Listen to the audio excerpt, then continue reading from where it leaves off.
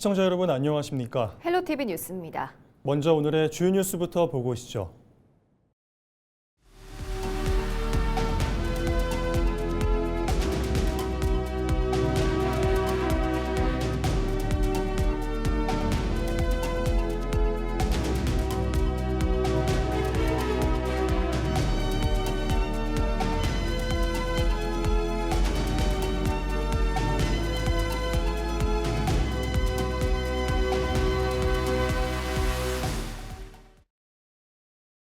인천시의 새로운 수장으로 박찬대 시장이 취임했습니다. 취임과 함께 민생회복 프로젝트 시행도 약속했는데요. 하지만 예산 문제로 시작부터 난항이 예상됩니다. 자세한 내용 송효창 기자가 취재했습니다. 아이들의 분유값과 학원비, 시민들의 지갑과 식탁, 청년의 일자리와 주거비, 어르신 약값, 병원비까지 단단한 민생회복 프로젝트로 챙기겠습니다. 민선국이 박찬대호가 출항했습니다. 첫 시작은 민생회복 프로젝트 시행. 그중 핵심은 인천 이음 활성화입니다. 당초 박 시장은 지역 화폐인 인천 이음카드 캐시백 비율을 20%, 캐시백 월 결제 한도를 100만 원까지 상향하기로 했습니다. 하지만 현행 캐시백 비율 20%, 월 결제 한도 50만 원을 유지할 경우 올해 편성된 예산 2,582억 원이 이달 중 전액 소진됩니다. 말 그대로 예산 문제로 상향은커녕 유지도 힘들다는 것. 앞서 인천시장직 인수위원회에서도 이 같은 문제를 지적하며 긴급 실태조사를 통해 대책을 마련하도록 권고하기도 했습니다. 이 같은 문제로 취임 첫날부터 프로젝트를 시행한다는 당초 공약은 무산됐습니다. 재정과 예산, 요 긴급 점검을 통해 가지고 가장 합리적이면서 민생 회복을 위한 좋은 방법을 고려해야 되겠다. 근데 한 가지 또 균형을 잡아야 될 부분은 뭐냐면 재정이 많이 어렵기 때문에 그 재정이 어려운 상황에서 이거를 해결하는 방법을 같이 고민해야 되지 않을까. 새롭게 출범한 민선국이 박찬대호. 시작부터 삐걱대는 지금 어떻게 문제를 해결할지 관심이 모아지고 있습니다. 헬로티비 뉴스 송유창입니다. 추미애 신임 경기지사가 민선국이 첫 결재로 K반도체 혁신 대책에 서명하며 반도체 경제 1번지 조성에 본격 나섰습니다. 이번 대책은 다음 달 시행 예정인 반도체 특별법에 선제적으로 대응하고 삼성전자와 SK하이닉스 등 민간 기업의 대규모 투자를 뒷받침하기 위한 행정 지원 체계를 구축하는 데 초점을 맞췄습니다. 경기도는 수원과 용인, 화성, 성남, 안성, 평택, 오산, 이천을 잇는 세계 최대 규모의 반도체 생태계 조성을 추진하고 도지사 직속 반도체 전략위원회와 K반도체 클러스터 협의체를 구성할 계획입니다. 또 경기미래투자공사를 설립해 팹리스 기업 200개를 육성하고 국가 반도체 기술원 유치에도 나설 방침입니다. 경기 북부 인구 증가율 1위를 기록하며 인구 30만 시대를 연 양주시가 새로운 막을 올렸습니다. 민선국이 정덕영 양주시장이 공식 취임했는데요. 기존의 권위적인 형식을 깨고 임명식이라는 이름으로 시민 중심의 출발을 알렸습니다. 정 시장은 양주의 대도약을 이뤄내겠다고 말했는데 이런 장밋빛 비전 뒤에는 바닥난 재정이라는 무거운 과제가 가로막고 있습니다. 이지훈 기자가 보도합니다. 민선국이 정덕영 양주시장이 공식 취임했습니다. 정 시장은 기존의 관행을 깨는 파격적인 행보로 민선 9기의 시작을 알렸습니다. 행사 명칭부터 취임식이 아닌 시민이 시장을 임명한다는 의미를 담아 양주시장 임명식으로 바꿨습니다. 정 시장은 행사장을 찾은 모든 시민을 내빈으로 맞이했고 시민보다 한 걸음 뒤에 마련된 자리에 착석해 시민을 시정의 중심에 두겠다는 의지를 표현했습니다. 양주의 새로운 변화와 양주의 대도약, 저 정덕영이 시민 여러분과 함께 반드시 이뤄내겠습니다. 하지만 화려한 출범 뒤에는 시급히 풀어야 할 무거운 숙제가 기다리고 있습니다. 양주시 인수위원회의 재정 진단 결과 양주시의 재정 건전성에 비상이 걸린 것으로 나타났습니다. 현재 추진 중인 주요 대규모 사업에 들어가야 할 시비만 5,100억 원에 달하지만 당장 쓸 수 있는 가용 재원은 바닥을 드러내고 있습니다. 실제로 양주시의 재정 자립도는 올해 24.3%까지 떨어졌고 채무액은 1,300억 원을 넘어섰습니다. 이렇듯 재정 건전성의 지표가 상당히 악화된 상태이고 또 더 심각한 것은 앞으로의 이 새로운 또 시정을 이끌어 나갈 수 있는 가용 재원이 정말 바닥에 지금 처한 상황이라고 할 수 있습니다. 새로운 도약을 꿈꾸는 민선국이 양주시. 눈앞에 닥친 재정 위기를 극복하고 공약 사업들의 우선순위를 어떻게 효율적으로 조정해 나갈지가 정덕영 호의 첫 시험대가 될 전망입니다.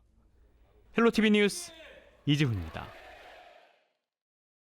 김원기 의정부 시장이 민선국이 첫 현장 행보로 캠프 레드클라우드 CRC와 밀락에서 고산 연결도로 사업 현장을 찾아 주요 현안을 점검했습니다.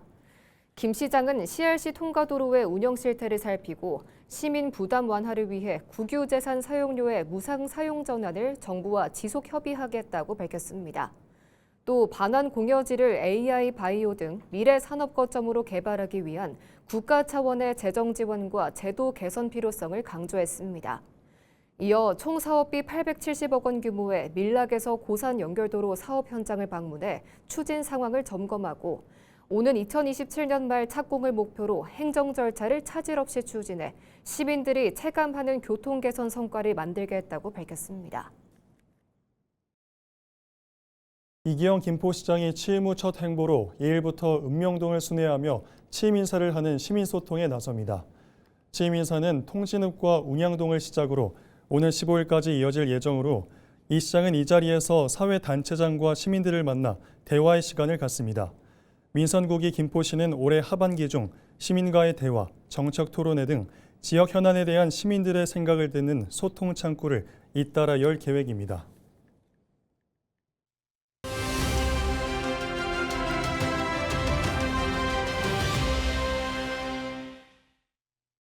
민선국이 출범과 함께 제10대 양천구의회도 새롭게 문을 열었습니다. 지난 6.3 지방선거를 통해 양천구 의회에서는 4선 의원 2명이 탄생했는데요. 오늘은 4선에 성공한 이모견 의원을 만나 앞으로의 의정활동 계획과 10대 의회의 과제를 들어봤습니다. 김호 기자입니다.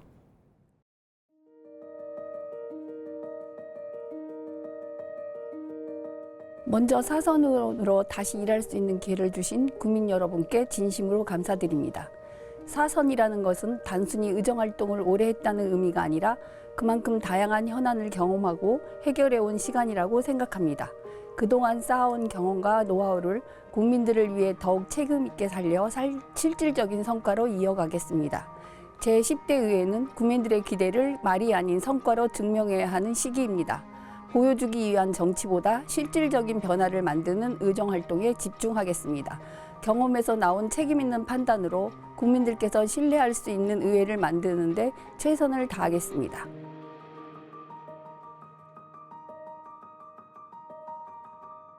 특별한 비결이 있다고 생각하지는 않습니다. 다만 의정활동을 하면서 늘 마음에 새긴 것은 맡은 일은 끝까지 책임지고 해결하자는 것이었습니다.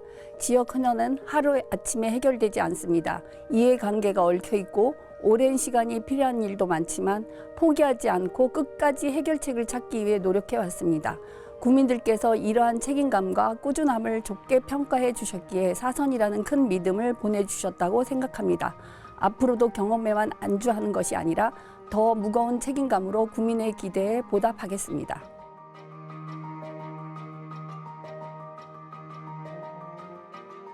사선 의원인 만큼 이제는 개인의 의정활동을 넘어 의회 전체가 안정적으로 운영될 수 있도록 중심을 잡는 역할도 중요하다고 생각합니다. 의회에는 다양한 의견이 존재하는 것이 당연합니다. 중요한 것은 경험을 바탕으로 상황을 정확하게 판단하고 의회가 흔들리지 않도록 균형을 잡아주는 것입니다.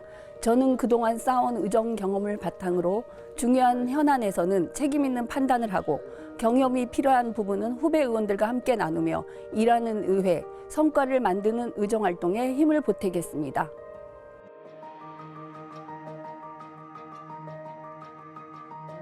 전국 동시지방선거 후 개원을 하면 제일 먼저 해야 할 의회의 의무가 의장, 부의장 선출과 상임위 구성입니다. 그러나 부끄럽게도 2022년 지방선거 후 의장, 부의장 선출과 상임위 구성이 전국에서 가장 늦은 의회가 양천구 의회입니다. 이번 제10대 의회에서는 이러한 일이 반복되어서는 안 됩니다.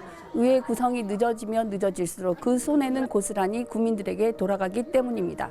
저는 제10대 의회에서는 의원님들의 의견 조율과 여야 간 협의가 원만하게 이루어져 정상적으로 의회가 구성되기를 누구보다도 간절하게 희망합니다. 제 의정 경험상 관례를 준수했을 때 소란 없이 가장 원만하게 의회가 구성되었습니다. 양천구 의회는 의상 선출과 관련하여 여야 간에는 전 후반기 각각 배분하고 소속 정당 간에는 국회의원 지역구에 따라 배분한다는 원칙이 있습니다.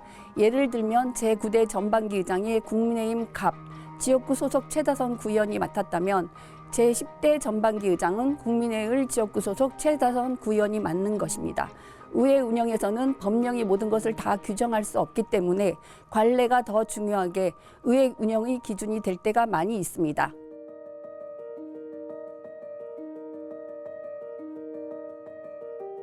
앞으로도 국민들의 일상에서 변화를 체감할 수 있는 생활 밀착형 정책을 가장 우선해 두겠습니다. 교육과 복지, 주거 환경 개선 등 생활과 직결된 분야를 꼼꼼히 살피고 국민들의 소중한 세금이 꼭 필요한 곳에 효율적으로 쓰일 수 있도록 철저히 점검하겠습니다. 특히 목동 재건축은 양천구의 미래를 좌우할 중요한 과제인 만큼 사업이 원만하게 추진될 수 있도록 의회 차원에서 적극적으로 뒷받침하겠습니다. 다만 지역 발전은 특정 지역에만 머물러서는 안 됩니다. 신월, 신정 지역의 생활환경 개선과 기반시설 확충 등 지역 간 균형 있는 발전도 소홀함 없이 추진되도록 힘쓰겠습니다.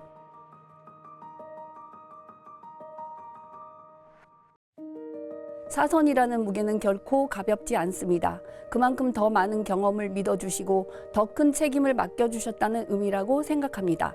그동안 쌓아온 경험을 국민 여러분을 위해 더욱 책임 있게 쓰라는 뜻으로 받아들이고 있습니다. 국민들께서는 결국 말보다 결과를 기억하신다고 생각합니다. 앞으로도 보여주기 위한 의정활동보다 국민의 삶을 조금이라도 더 나아지게 만드는 의정활동에 집중하겠습니다. 보내주신 신뢰에 반드시 성과로 보답하겠습니다. 감사합니다. 제10대 인천시의회가 개원식을 열고 의정활동에 첫 발을 내디뎠습니다. 시의회는 지난 1일 제10대 인천시의회 개원식을 열고 민선 국의와 함께 새로운 의정 운영을 시작했다고 밝혔습니다.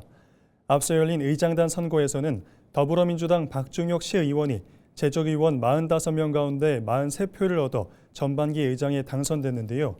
제1부의장에는 이순학 시의원이, 제2부의장은 윤재상 시의원이 각각 맡기로 했습니다. 또 오는 3일까지 상임위원회와 의회 운영위원회, 윤리특별위원회 등 전반기 원구성도 마무리할 계획인데요. 제10대 시의회는 앞으로 4년간 시 예산안 심의와 조례 재개정, 행정사무감사 등을 통해 민선구기 시정과 인천시 교육청을 견제 감시하는 역할을 맡게 됩니다.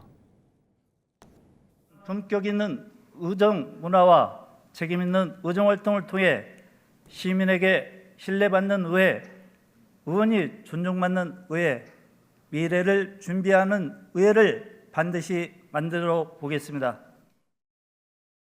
부천시의회가 제10대 전반기 의장단에 박병권, 김영규 의원을 선출한 데 이어 2일 개원식을 열고 상임위원회 구성까지 마무리했습니다. 부천시의회는 의회 운영위원장에 박성균 의원, 재정문화위원장에 윤단비 의원, 행정복지위원장에 노근호 의원, 도시교통위원장에 김영기 의원을 확정하며 상임위 구성을 마무리 지었습니다. 부천시의회는 오는 14일부터 11일 동안 제293회 임시회를 열어 예산결산 윤리특별위원회를 구성하고 올해 행정사무감사 시기 등을 결정할 방침입니다. 경험도 다르고 가치관도 다르며 정책을 바라보는 시각도 서로 다를 수 있습니다만 대립과 갈등은 대화와 타협으로 답을 찾고 상대방을 대한 존중과 경청의 자세로 더 나은 해결책을 제시하는 의회가 되겠습니다. 제10대 은평구의회가 오는 6일부터 4일간 제323회 임시회를 열고 전반기 원구성 절차에 들어갑니다. 은평구의회는 6일 제1차 본회의를 열어 의장과 부의장을 선출할 예정입니다. 이어 7일에는 행정복지위원장과 재무건설위원장을, 8일에는 운영위원장을 각각 선출합니다. 또 윤리특별위원회 구성 결의안과 윤리특별위원회 위원 선임 안건도 함께 처리할 계획입니다. 김포시의회가 이를 제9대 전반기 의장단과 상임위원회 구성을 마무리하고 개원식을 열어 본격적인 의정 활동에 돌입했습니다. 김포시의회는 9대 전반기 의장에 김계순 의원, 부의장에는 황성석 의원을 선출했습니다. 또 의회 운영위원장에 이희성 의원, 행정복지위원장에 정영혜 의원, 도시환경위원장에 김기남 의원을 확정하며 상임위 구성을 마무리 지었습니다. 도성훈 인천시 교육감이 취임식을 열고 민선옥이 인천교육의 비전과 운영 방향을 밝혔습니다. 지난 1일 오후 인천시 교육청 본청 정복센터 4층 대회의실에서 열린 취임식에는 학부모와 학생, 현장 교육 관계자 등이 참석해 새로운 임기의 출발을 축하했는데요. 이날 도성훈 교육감은 취임사를 통해 민선옥이 인천교육을 이끌어갈 핵심적인 비전으로 일거스 AI로 학생 성공 시대 완성을 제시했습니다. 민선옥이 인천교육은 일거스 AI를 중심으로 기초 역량을 강화하고 미래 융합 인재를 양성하는 한편 민주시민 인성, 생태교육을 기반으로 한 글로컬 교육을 실현할 계획인데요. 아울러 유아와 특수교육 대상 학생, 이주 배경 학생 등을 아우르는 포용적 교육 복지와 안전한 교육 환경 조성에도 힘쓸 방침입니다. 안민석 신임 경기도 교육감이 취임 첫날 제1호 결재로 폰프리스쿨 추진 계획에 서명하며 공식 업무를 시작했습니다.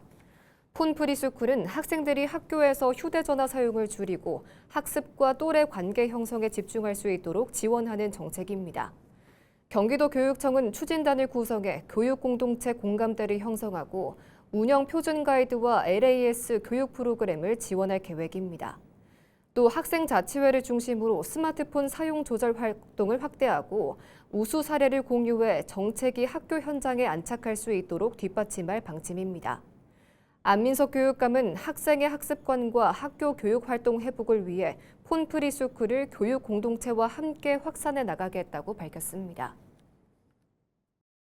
서울시가 전국 최초로 청년 AI 기본권 보장 정책인 청년 AI 사다리를 추진합니다.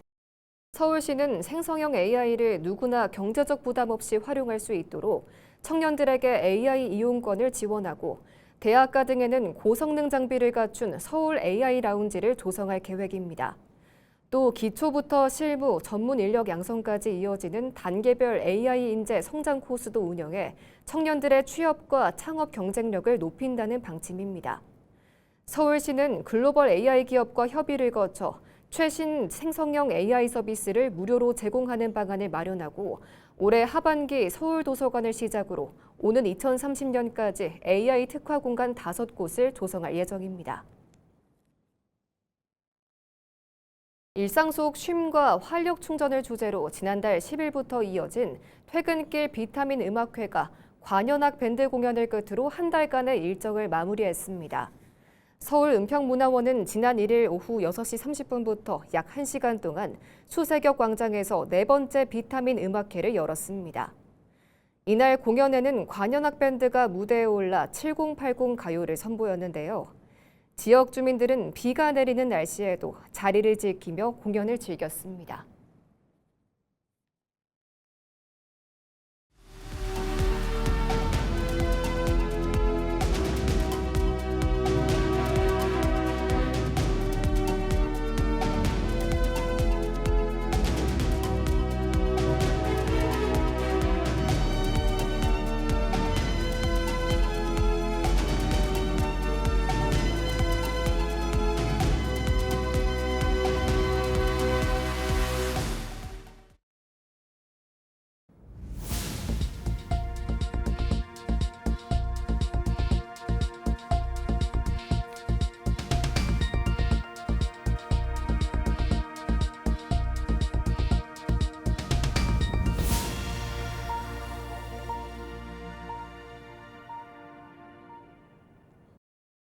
이상으로 뉴스를 마칩니다. 시청해주신 여러분 고맙습니다.